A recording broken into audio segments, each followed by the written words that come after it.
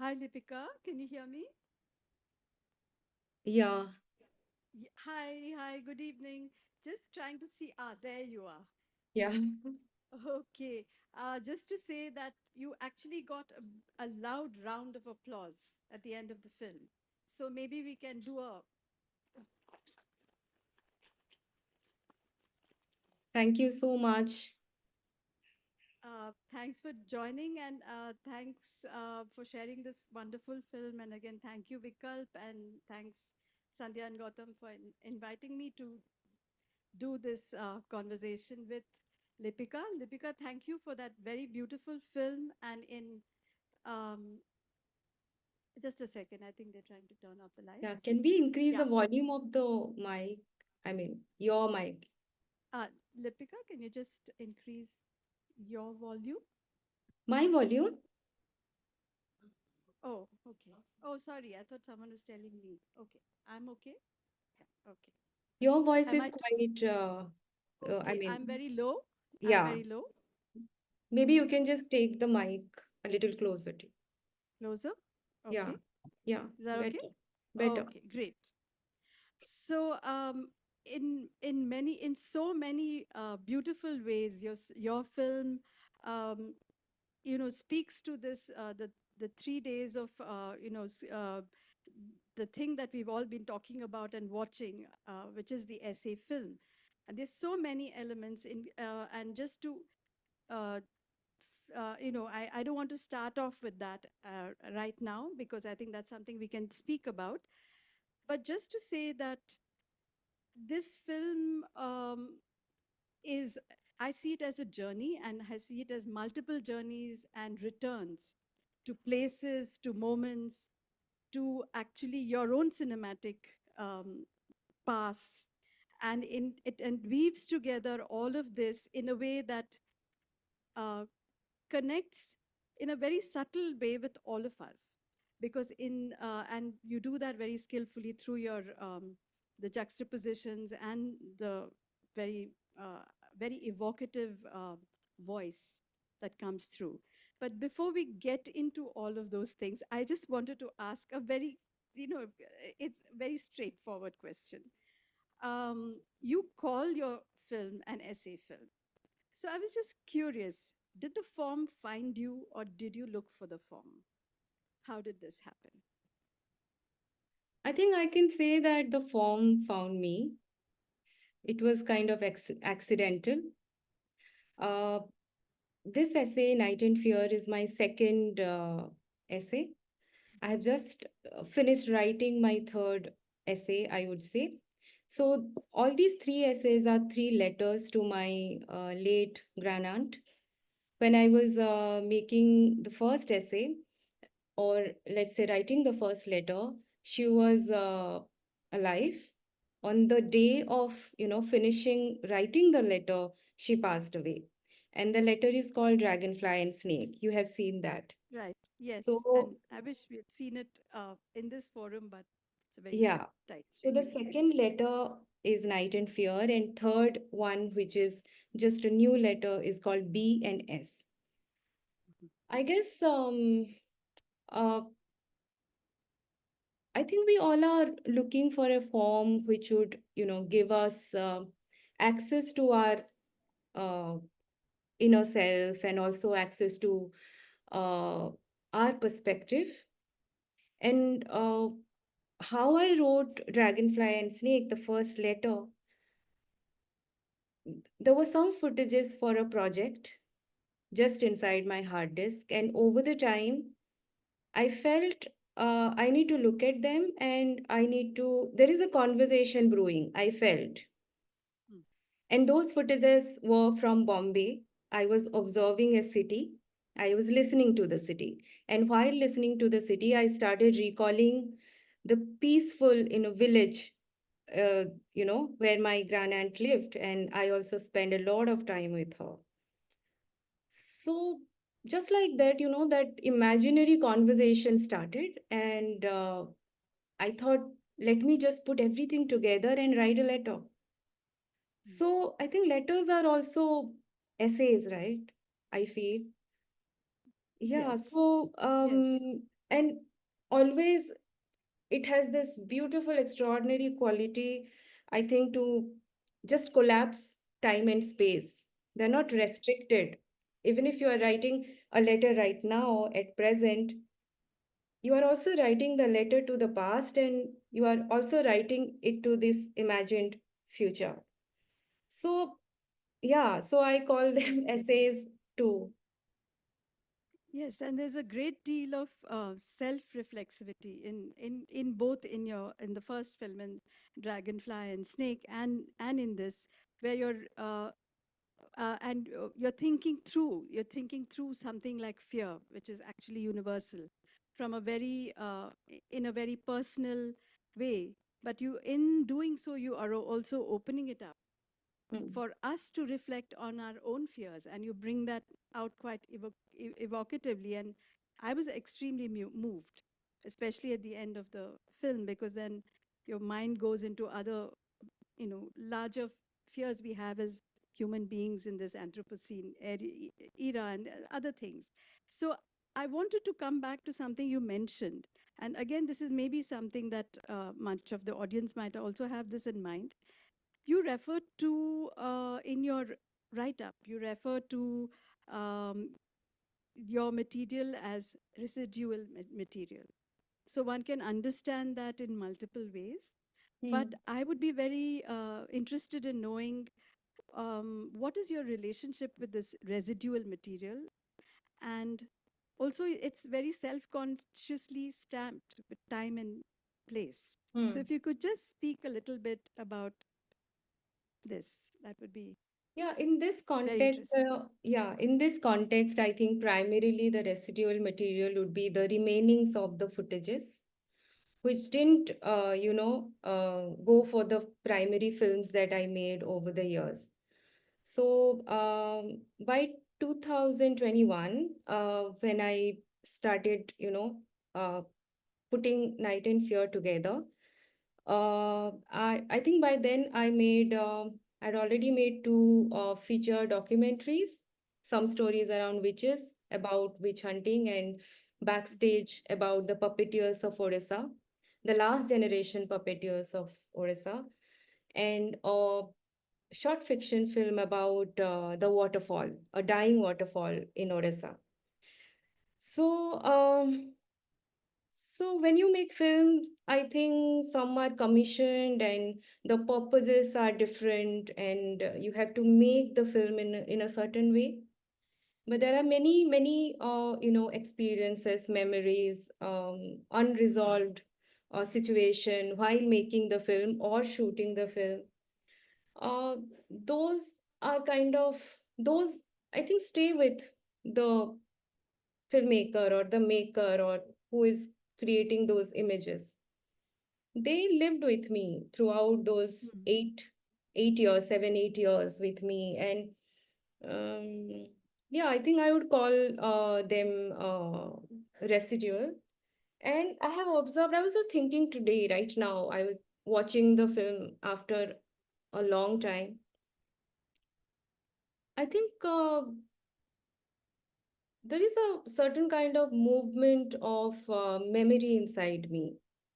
Hmm. uh, these memories that come to me, they have a certain kind of movement inside me, and uh, they're constantly provoked by melancholia, let's say. And and this, I think, you know my approach is from that conflict between this movement of memories and the space of this melancholia that I'm really very, very inclined to. And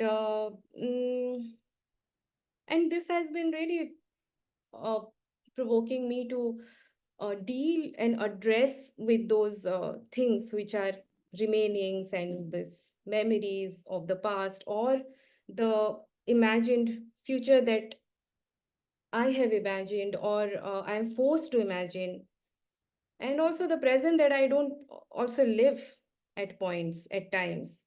All these, And interestingly, you actually both the films flit between time and place constantly with the dual screens. There's a Hmm. constant engagement with a different place, different time, and it happens. And it's a motif that's there in your earlier film, Dragonfly and Snake, as well. Hmm. So Hmm. I was also wondering about that, and because it seems to be something that is there also in your third film. Yeah. And so maybe you can speak about that, Lipika. And I have a lot of things to say, but I would like to open it up to the audience and maybe take a couple of questions. Then maybe I can come back. So would that be okay? Yeah. Would that be okay?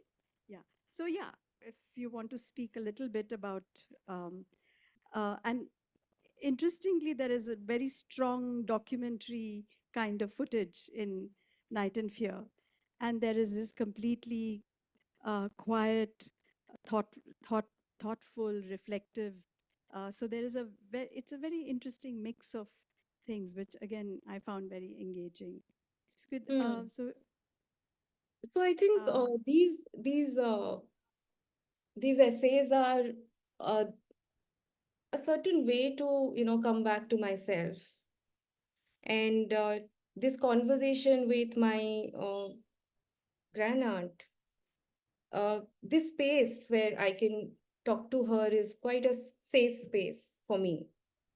hmm, And I know exactly how she would respond to it and how she wouldn't respond, or the things that she doesn't know about.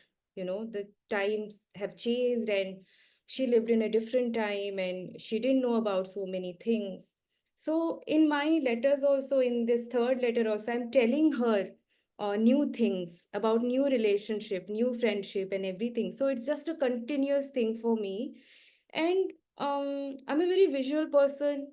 When I look at uh, the surrounding, or I'm looking at something, I look at many images.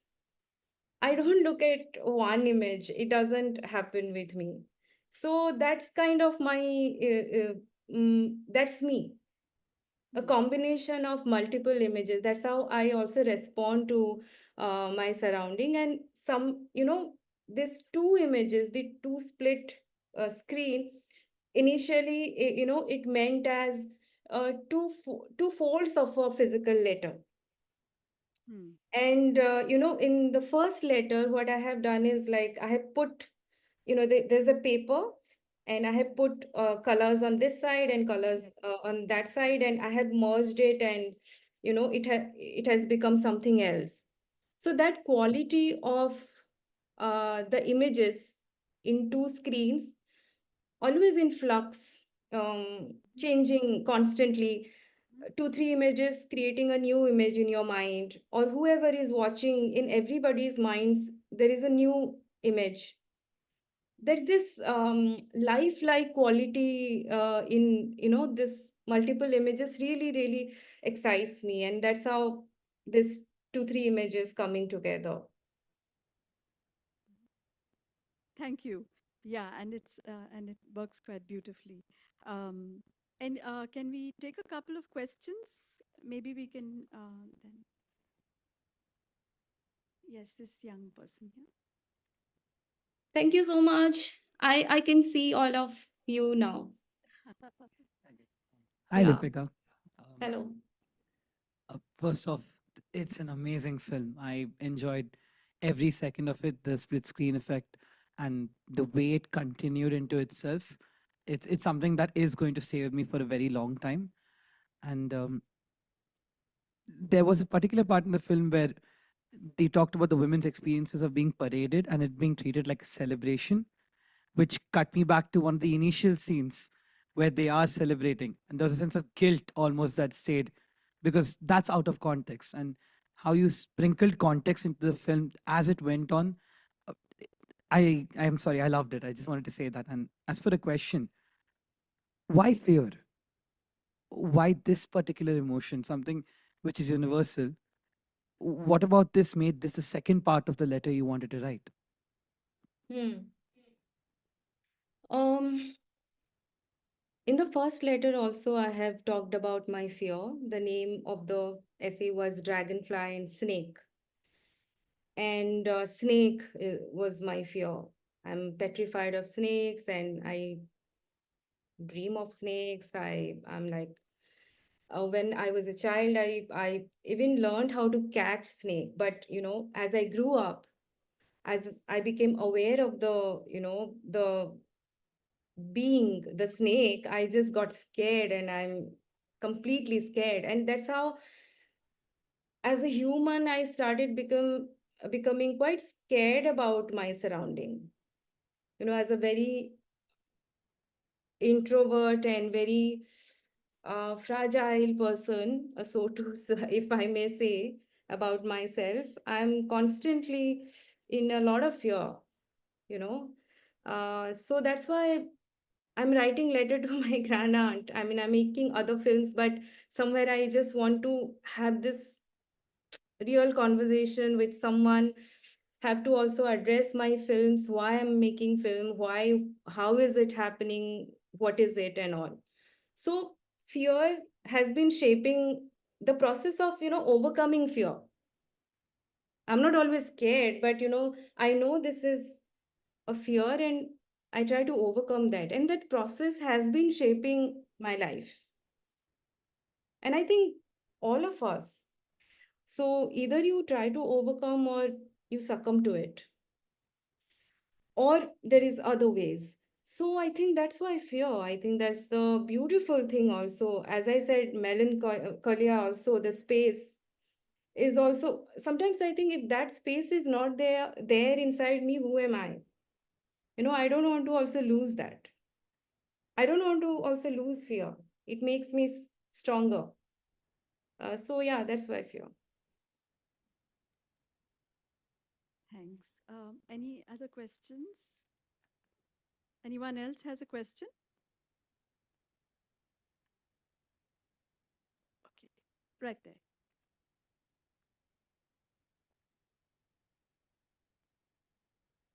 Hi. Hello. I really liked your film, and especially the letter was written in Odia. Yeah. And your Odia, I really liked the way you spoke and articulated the language. I understand it little bit, so it was much more enjoyable because of that. So, do you think speaking in Odia makes the narrator a part of the uh, film which was going on? Because mostly when we see such films, the narration is in not in the tongue of the people who are being recorded. So as because you were narrating in Odia and the people in the movie were also speaking in Odia, do you think that creates a connection and an insider outlook? Oh, it like I speak in Odia. মানে ମୁଁ ଓଡ଼ିଆରେ କଥା କହେ ତ ଓଡ଼ିଆରେ କଥା କହିବା is very easy to me. So that's my language. And I used to speak with my grand aunt also in Odia. Though I'm from a Ho tribe and our language is Ho. So she used to speak in Ho, but I couldn't learn that language properly. So my schooling is also in Odia, and I write in Odia. So because it's a letter, a personal letter, so the language that I'm thinking in, I would, of course, write it in that language. And if I'm writing the letter, I would also, voice it. And I majorly work from Odisha. Right now, I'm in Bhubaneswar. So here, people mostly say, of course, the main language is Odia, so everyone speaks in Odia. So it's been 10 years I have been working from Odisha, and I've been visiting a lot of people. And about fear, um, I came across many kind of fears that I have also talked about. It's not about fear of night. Like I have met people who had fear of losing their homeland, migrating, completely displaced. And they are talking to me about that. I met people, uh, the artist, the fear of, losing their art forms because they're the last generation of artists, and that fear of this dying art. And the fear of the forest, the fear of the waterfall. this gonna die. There is heavy mining there, and at some point the waterfall might just die. And the thing that I have talked about, the waterfall, is from a film that I have made called The Waterfall. There's a real waterfall called Khandadhar in Orissa, and the POSCO has bought it with the hills, and the local people fought for it and won the battle. So the fear of losing the land and waterfall and forest, there's so many kind of fears. So that's why, yeah, it's very close to the language, people, and uh, me, the fear, yeah. It's a very, it's a personal expression, and I think, and thank you for bringing that, because in your essay is actually almost like an archive of people you've met and things, work you've done, and situations you've encountered and that you're reflecting through. Um, I wanted to also say that um, again, in the essay form, often it is said that it's written before it is visualized. So I was wondering whether, because you have a very strong poetic script and you have very, very strong, your soundscape is also extremely, it runs alongside, but not at or with the image. So so I just wanted to ask you, what is your process, if I may ask you, in terms of, do you first hear the words for this essay? Did you first hear the words and did the image come later? Or was there an interplay at all times between the two? Actually, for me, the process, I think when I started, I think I can start from there. I think when I shifted my base from Bombay to Odisha, I learned sound recording in FTII. So I'm a trained sound recordist. So I was supposed to do sound in films. But at some point I felt, when I started, actually in 2 years, I felt that, I can't fit in this city. I need to go to Orissa and start doing something. I don't know my state. uh, I think I need to look for something, look for some language, find something. There was also a quest. So when I started making film, though, I started with a very basic conflict, and the conflict was um, between an individual and the filmmaker. Hmm. And slowly I grew, and the conflict became a little more nuanced. It became, how am I approaching uh, my images, in a journalistic approach, or let's say artistic approach. Then I grew up, and then I started, the conflict became more, and uh, then I started, the conflict was like, how political is my personal choice? Hmm. So, while establishing a relationship between image and sound, what I'm recording, uh, as a filmmaker, I grew up around establishing the relationship between the image that I'm making.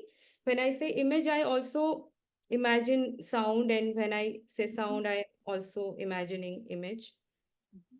So my process, how it started, from the first essay, there was footages already. I had already done the process of listening to Bombay, capturing images, and suddenly I could listen to a conversation between me and my granny. That's how it started, randomly. Hmm. And I think maybe because I was looking for something constantly, constantly, to be centered, to come back to myself, to analyze what I'm doing, it just suddenly happened. And uh, I have been so to speak, a very, I have been a narrator, Hmm. in the sense I would watch a film and come to my hostel and narrate that film for 1 hour long film for 3 hours. And when my, hostel mates, when they would be so excited about the film and go to watch the film themselves, they would not find those scenes which I had described. I saw those, but they could not. So I have been that person. So that, that's how maybe I felt really at ease, really at ease. And this, as I said, that this, it has this elastic nature to it. Now it can expand this. You put some images and it can just expand in your mind. Yeah. So that's how so the image and then the conversation start in my mind. And for Night and Fear, it's the images were for like last 7 8 years.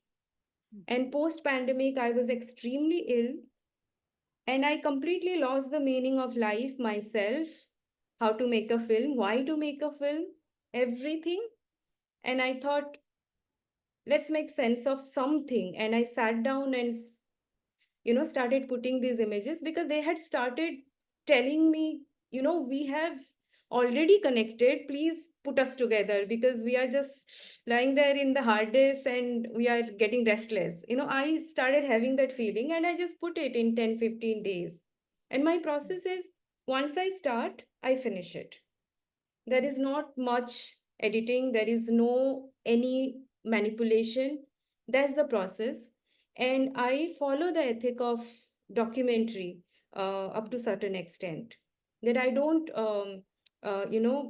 manipulate image or sound. The sounds are real, the image are real, and I also give dates. Yes. So, it's the real image, real time, and I'm writing the letter now. And the writing up process of writing letter is also continuous. So, Night and Fear also, I was so ill, and I did it in 15 days with the image, and that's it.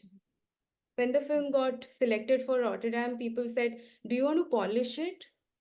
I said, no, no, no. Do you, fine tune it a little bit, the sound and everything? I said, no. It's so, that's it. That's the energy of that letter. Broken words, not that whatever polished it is that time, it's done. It's written. So for that letter, it was like that. In the third letter is also like that. Uh, in I took some time to put my thoughts together for third letter because there are two characters involved. It's a friendship between two people. I wanted to tell my granny that, this kind of friendship also exists in this world where we are constantly surrounded by so much of human suffering. You know, my granny didn't even see an image of war, and we're constantly looking at images of war. So I just wanted to talk about love, friendship. So there are two people. So I just took some time to put everything together and just did it in 10 to 15 days. Yeah, that's the process. Okay, great, wonderful. Lipika, we can keep talking to you about this, about your work, but sadly, we are out of time. Yes. One more, can we take one more question? Is there one more question?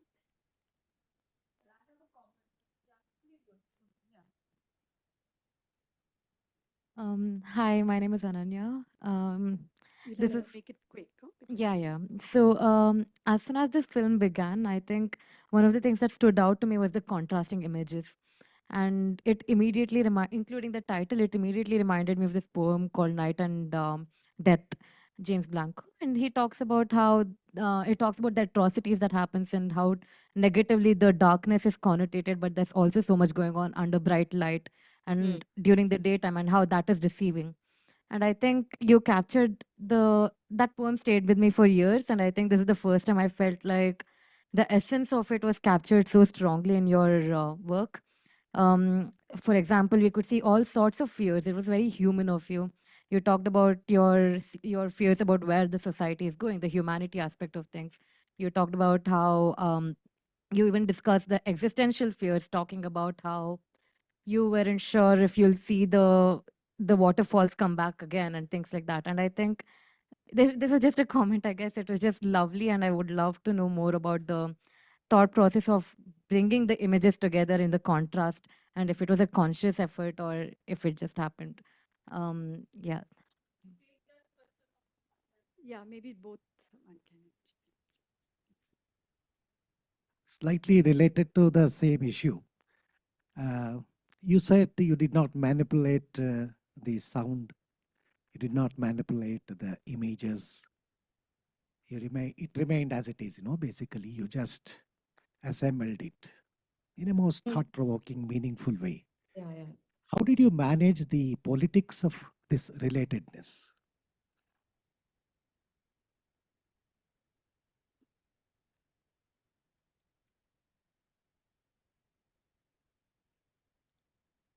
Um, so uh, to Ananya first. Um,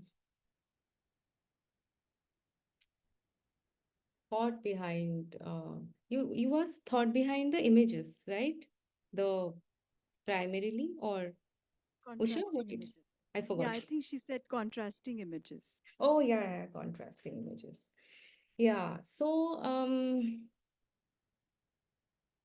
I mean, when you see something in the foreground, uh, it's always, hiding something.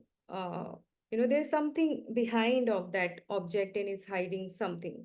So you may have seen that, first show the how, one part of an image, which is hidden by another image, and then I open it up. So sometimes we also look at situations like that. Our interpretations are quite blocked by, external thoughts or influences, and suddenly it opens up. So that's the psychology behind those images. How am I also trapped in that, influence, so to speak? And I was just noting down something today, and I just took out the same notebook which I used during the making when I was writing Night and Fear, and I have just written several things, and I have written, I need a cry, I need a cry, nothing neat, scene making with the articulation of memory and of the past. In illness, words seem to possess a mystic quality. We grasp what is beyond their surface meaning, gather instinctively this, that, and the other. Uh, I was very ill at that point in time, and I was looking at things quite empathetically, with so much of empathy. Generally, maybe when I am with all my power, I might not be with that much of empathy. But when I was constructing it, I think that kind of sense was needed at that point in time. And good that I was ill. I looked at world in a very different way. Really, uh, when you are ill, you may have noticed that you just forgiving is very easy. Sometimes you just forgive everyone, you just forget about pain. This enemy is your is the best person in the world, or this bad friend becomes like the love of your life, or so and so on. I mean, when you are ill, difficult things become easier because I don't know, the weakness of body tells you something that you are powerless. You are just hazed by a lot of things, and that's not you. And illness maybe makes you takes you close to yourself. I was good that I was ill. I understood night, I understood fear. So many nights, magical nights and difficult nights that I have seen while making films. So yeah, that's how, the images just came to my mind, and it was a very natural process. I didn't really force myself. And to his question, I would say that politics, yeah, the third conflict that I was dealing, around that time was that how political is my personal choice as a filmmaker during that time. I was quite conflicted by it. because I had been listening to so many other filmmakers that, personal is politics, every image is political, and this and that, and so on. So I'm not, even if I'm writing, I'm not very scared of writing. I mean, even if it is not well written, there is nothing well written, according to me, or badly written. If I'm writing it from a point inside me, so that's the politics. I mean, who am I? I'm not, at least while writing this, I'm not scared because this is the safe space. There is no one to judge. I don't have to send the film to win awards. So, no pressure, politics, free. Okay. On that note, thank you again for being with us, and thank you for your lovely film, and thank you, everyone. Uh, so, Last good credit night. notes. Thank you, Vikalp, the organizers of Vikalp, Sandhya, Gautam, Rajula ma'am, and Mukul, who recommended my film, and everyone in the screening hall. Thank you so much. Thanks so much, Lipika. Good night. Thank you. Bye. Bye.